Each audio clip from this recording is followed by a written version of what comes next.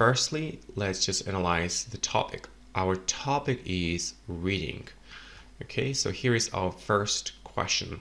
Did you have a favorite book when you were a child? Why or why not? So now let's look at our speaking template. So the examiner wants you to say, yes, I did, or no, I didn't, but you want to give a more complex answer, a more sophisticated one. And you could do it by saying, I can state with absolute certainty that I did. Okay. Instead of saying, yes, I did, it's better to say, I can state. State basically means say strongly. Okay. With absolute certainty that I did. My favorite was, and then you want to talk about your favorite book. And then the reason for this was that, and then you should provide at least one reason why this book was your favorite one. Now let's read and analyze our instructions. Describe an occasion when you had to do something in a hurry. You should say what you had to do, why you had to do this in a hurry, how well you did this, and explain how you felt about having to do this in a hurry.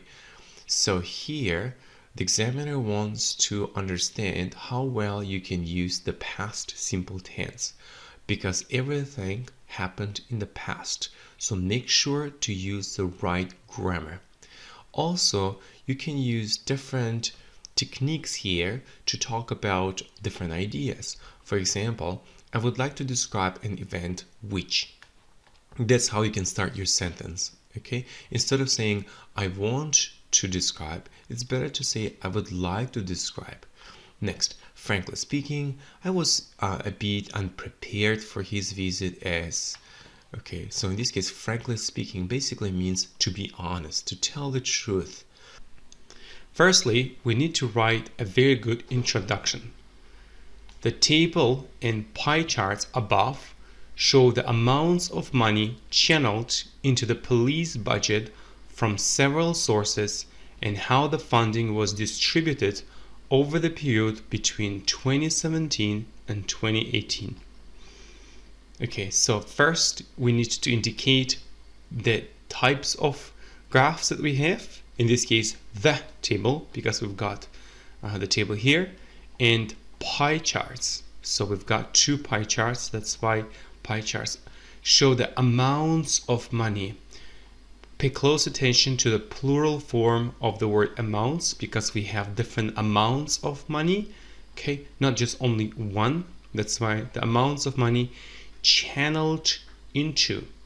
So when you channel money into something, that basically means that you invest money into something or you spend money. Okay. Now let's look at the model answer that I have created here, and let's analyze the structure of this essay.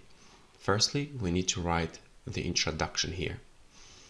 Taking risks related to one's occupation or personal life has become an integral consideration for some individuals. So the first sentence is called a background statement. So here we need to describe a general trend happening around the world. So here the strategy is just to paraphrase this first sentence. So here, to take risks, and I've written taking risks related to, right? And then here, one's. Remember, one's occupation, not your occupation. Okay, yeah, you can also write a person's occupation, but it's better to use the word one's, which means someone's. Okay, now let's focus on body paragraph 1. And here, I'll be talking about the disadvantages of taking risks. Okay, here's our first sentence. One of the disadvantages of taking work-related risks is considered to be project investments. Okay, here, so I mentioned one specific disadvantage, which is project investments. Okay, and here I'm talking about work-related risks, because if you look at our question here, it says professional lives. Professional lives basically means your business.